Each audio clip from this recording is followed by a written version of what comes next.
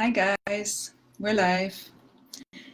I want to talk to you today a little bit about what it means to be gut conscious. So this company is called The Conscious Gut, and there's a lot of talk about consciousness in general and mindfulness and awareness. And I have to say for myself, I'm always gut conscious because it's such a passion of mine and it's my livelihood, and I can help people get better with their guts. So I'm always thinking about what does it mean to do the best for my gut, because my gut is my center, my gut is the base for all of my health and my energy and my mental and emotional well-being. So I'm always thinking about what it means to be gut conscious. So I wanted to just invite you to ask some questions early so we can address them, because these lives don't go forever, and it's nice to have you guys asking questions while I'm here so we can address them. And maybe type in the chat, even if you listen to this or watch this after, what does it mean to be gut conscious for you?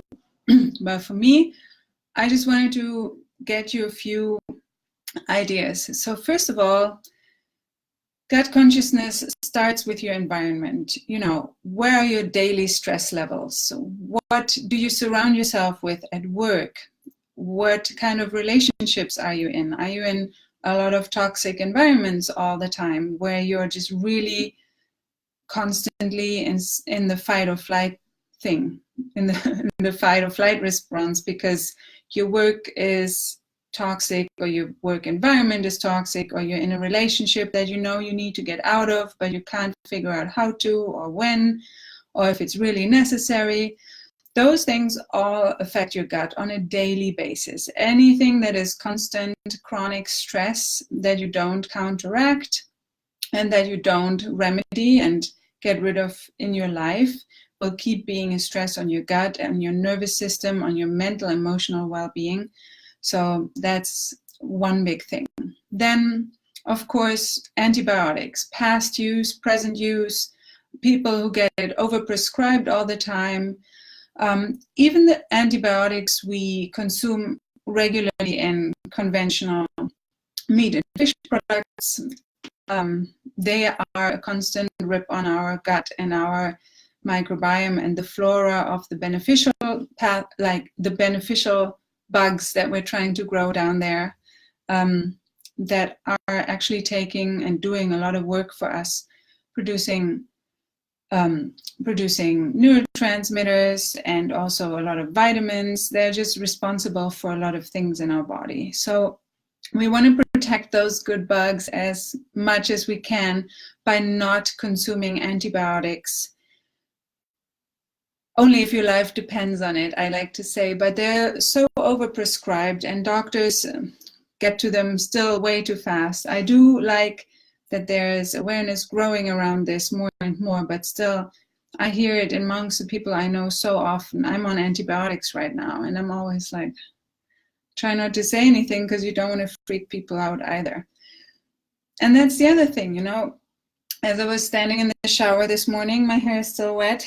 You can see my hairstylist gives me products to use so that my color shines better or whatever, you know.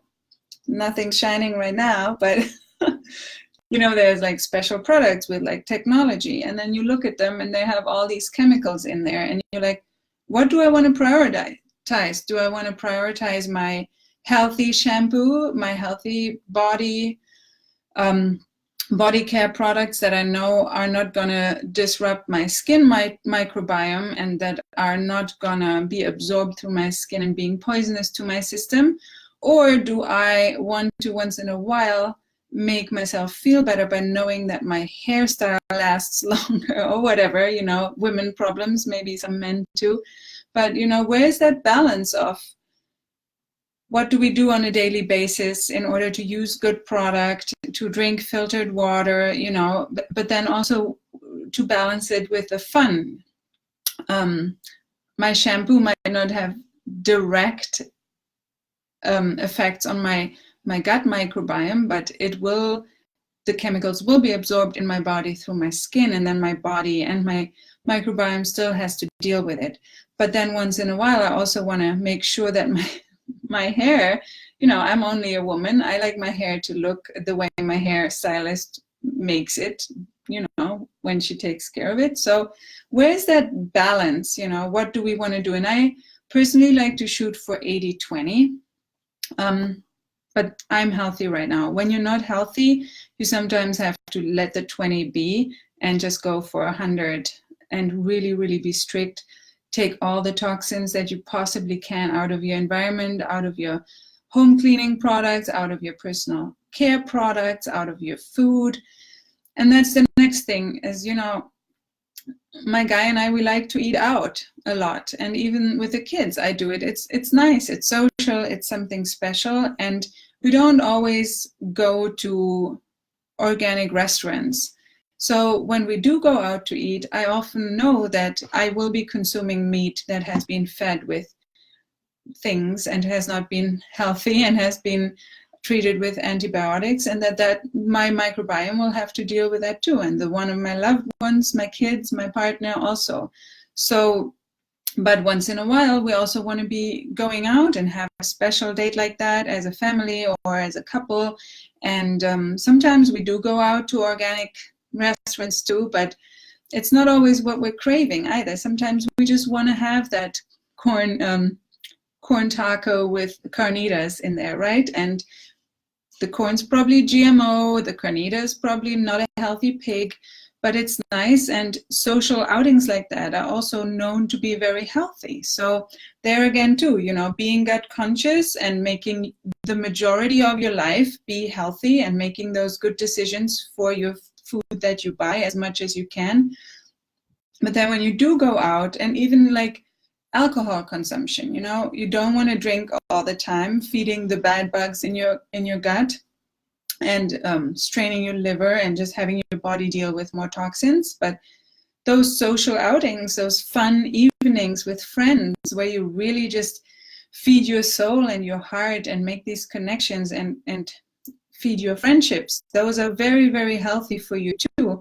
And there's a lot of research on that people who are lonely and isolated, that's actually more unhealthy to them than smoking a whole packet of cigarettes a day. So what else do we have on here? Shower water, filtered water in the shower. There's a lot of good water filters for the shower out there so that you can make sure you're not showering or bathing in chlorinated or water with chloramine. Chlorine and chloramine are slightly different, but if you have questions about that, ask me. But yeah, so that your skin can keep its microbiome and it doesn't get swished out every time you shower, because that has a purpose too. And then tap water, you know, be very gut conscious about your tap water, because so much is in there. Chloramine, chlorine, those wipe out your good gut bacteria on a daily basis if you don't filter them out. There's fluoride in there, which has been told to people for years that it's good for the teeth. Doesn't really make a difference because this is not the right kind of fluoride that they put in there. So I use a Berkey filter to filter all that out on a daily basis. But once in a while, I also drink unfiltered tap water because I don't want to get paranoid about those things too. And that's the last thing I want to leave you with. You know, when you are severely sick, you have to be strict for a long while to get your body back in order. But when you're in maintenance mode, you don't want to do things that stress you out on a regular level either. So you got to maintain that balance of being conscious of what's good for your nervous system, what's good for your gut, what's good for your general health, and also your happiness. And then also not overstressing over the little things all the time, so that, you know, you keep your cool and you have a good routine too that is not over crazy and over obsessed. So that's for today, and let me know if you have any questions or if you'd like to schedule a call with me, and we'll make it happen. The first one's free. Have a good day. Bye.